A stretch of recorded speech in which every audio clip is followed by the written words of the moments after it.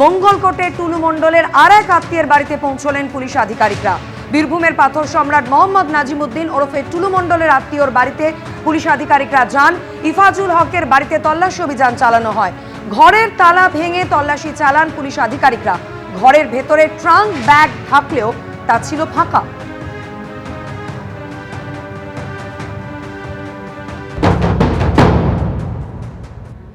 টুলু মণ্ডলের এক ঘনিষ্ঠ আত্মীয়র বাড়ি রয়েছে মঙ্গলকোটে।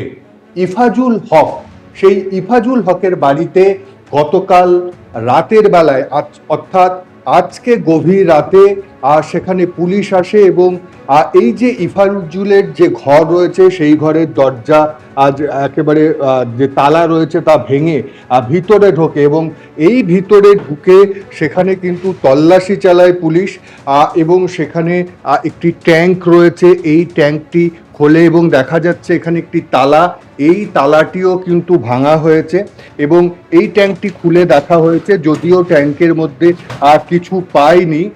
3 দিন আগেই কিন্তু ইফাজুল এসেছিল এবং এই ট্যাঙ্ক থেকে কিছু সরিয়ে নিয়ে গেছে নাকি সেটাও যেমন বিষয়, তেমনি এখানে 3 দিন আগে যখন ইফাজুল এসেছিল, ইফাজুল এখানে থাকে না, মাঝে মাঝেই বাইরে থাকে এবং এই ব্যাগটা নিয়ে এসেছিল, এই ব্যাগটাও সম্পূর্ণ ফাঁকা রয়েছে।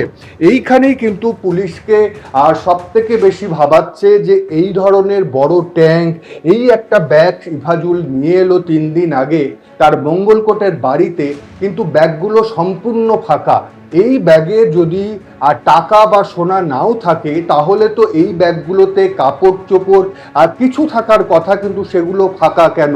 এই যে ফাঁকা ব্যাগ, এই যে ফাঁকা বাক্স, এইগুলোই কিন্তু পুলিশকে ভাবাচ্ছে।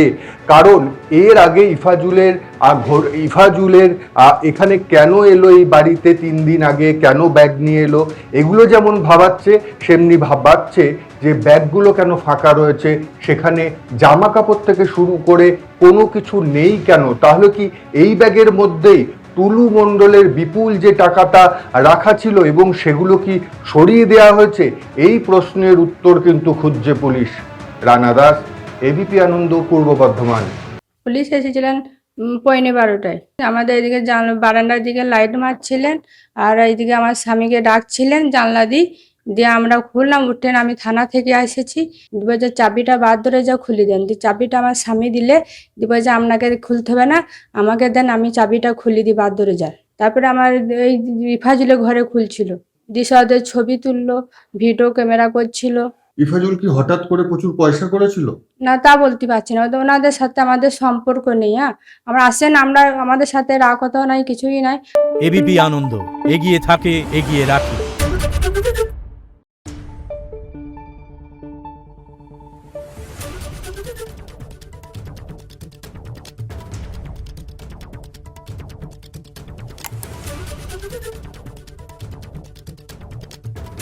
Thank you.